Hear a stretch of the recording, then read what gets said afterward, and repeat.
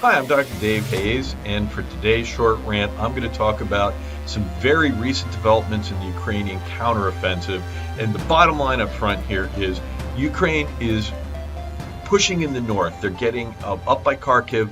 They've made some significant gains on the ground, and they're moving east towards the city of Kupiansk, which sits on a major Russian supply route. And if they can get, it would be great if they could get to the city, but even if they get within our good artillery range where they may already be, they're going to be able to interdict a major Russian line of communications, a supply line.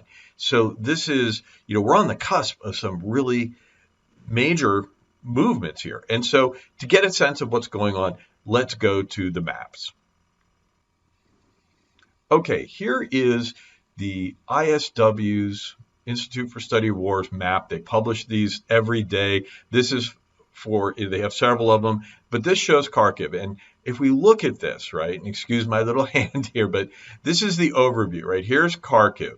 Here is where the fighting is. Here's Kupiansk. Now, to understand why it's important, if we look to the south, right, this bulge in the line here is where much of the fighting has been. This is where Russia, about a month ago, had their major offensive, and they were just pushing a lot of forces in, and they took the city of Severodonetsk and Lysychansk, which is right here, the twin cities. And this is where most of the fighting has been, and they've been trying to push the Ukrainians out of this pocket.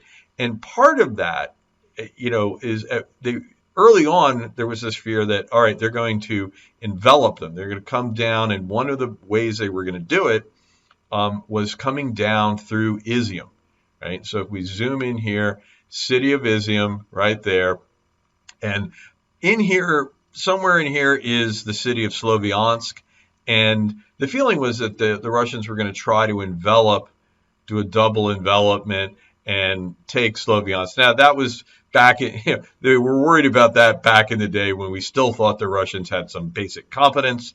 And they have failed to do that largely. But still, Izyum is important. This side of the bulge, right, this shoulder of the salient, as it might be called, this is a vulnerability for the Ukrainians, right? And so if we look above Izyum, right, we look here and you see all these red lines, these dashed lines. These are the ground lines of communication, the G-locks, or just put it in normal terms, people. These are the supply routes. And I think you can notice right off the bat that there's this one little stretch here that there isn't a parallel, right? And this is our single point of failure, I think. It is a 5-mile stretch of road above Kupiansk. And the Ukrainians have been advancing here, right? This is where the fighting is going. And they're now almost into the city of Shevchenkov, right? And the ISW puts them at 15 miles from Kupiansk, right? That'd be Kupiansk. I look at a map and Shevchenkov is 20 miles, but, they know better and they do their own maps at ISW, obviously. But if I look at Google Earth, I get a different measurement. Nevertheless, though, these guys are pushing closer and closer. And, if they can get farther in, if they can get in right around here, they've got a good artillery shot towards this stretch of road. Now, the key thing is, right, could they, if they could take Kupiansk, that would be great. But it's a fairly large city, would take forces. They don't need to. They do probably need to take Shevchenkov, and they haven't necessarily done that yet. If they can do that and establish supply lines, right, and if they can get just up here, right, there's some terrain up here. If they could get their artillery just a little closer, right? And this is by artillery. When I'm talking artillery, I am talking the normal tube artillery, not the HIMARS stuff, right? HIMARS could be shooting from back here to Kupiansk. It's got a 70-kilometer range. And the tube artillery, but they don't have as much of it, right? This is the thing, and they don't have as many shells. The tube artillery, the howitzers that they've got, right? If they can get within normal howitzer range, then they are going to be able to interdict with fire, right? Not physically do it with their presence, but troops. But if they can get some eyes on this road with drones or surveillance teams and artillery battery. It doesn't take much to interdict a supply line. If they could get some artillery in here, they're going to be able to break this chain, right? And that is going to be, and if they take it, then they're really going to force these guys to reassess. Now, sure, the Russians could find other supply routes. They haven't yet, but well, first of all, a lot of this analysis depends on this map being accurate, and any map being accurate in a war is a problem, right? But based on this information, what we've got from ISW, and these lines have been there for months, right? This has been something I've always said, man, if they could just get to Kupiansk, right, they could break these guys. And well, they're trying, and they're, like I say, they don't really need to get to Kupiansk if they take Shevchenkov, right, and secure the routes, secure the supply lines back to their rear area.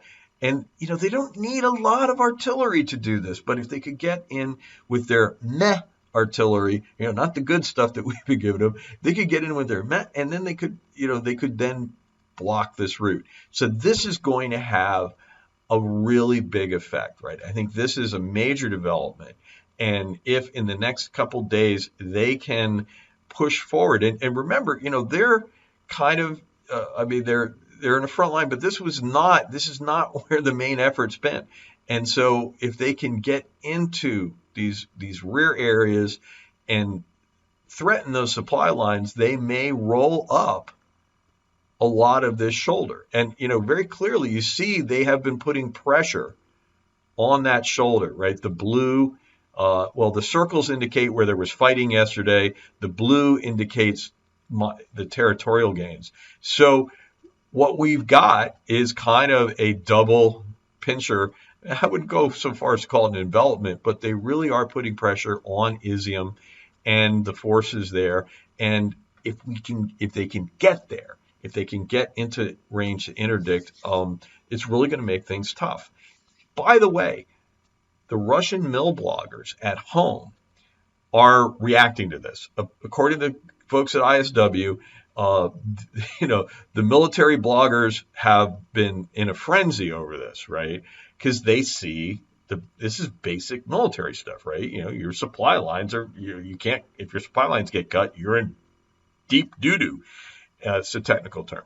And so the thing is that's interesting here is that in ISW's assessment, the Ministry of Defense, had a narrative for the offensive in the South. They had a narrative prepared to proclaim it just dead on arrival, that it failed on day one, which is ridiculous for a large offensive. It takes a long time to succeed or fail. But they just started out denying it, right? And the military bloggers in Russia went along with it, right? And so they were in lockstep. But then this happens, right? This unexpected attack. And ISW, their assessment is that the Ministry of Defense didn't have a narrative ready. And in the void, the mill bloggers have been coming out and criticizing the government almost, they say, as much as they did after that failed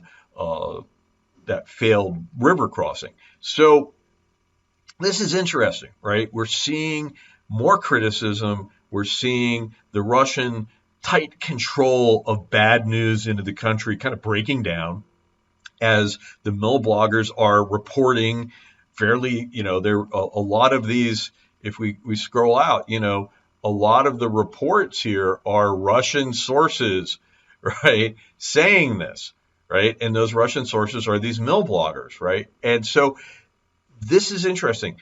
The information space is fracturing. We might see a backlash against the military bloggers, but the bad news is in fact seeping into the country, and so we're having this second level, this informational level, where the Ukrainians are actually making big gains over what's been going on otherwise. So the offensive in the South seems to be having much more effect in the North. Thank you for watching my short rant. I hope it was short and not too much of a rant. I'm Dr. Dave Hayes, and Though I teach at Troy University, this video is my own work. Troy University has neither approved nor reviewed the content. So there. And if you want to learn more about Troy anyway, figure out who would hire a guy like this, you can always go to www.troy.edu. I also am going to have a little card popping up here that you can go see my bio and some information about where I teach, which will descend to shameless self-promotion, but I want more students, what can I say? And finally, the music you've been listening to is Tonight at 8 by Shane Ivers. So thank you for listening, and I hope you'll come back and enjoy another short range.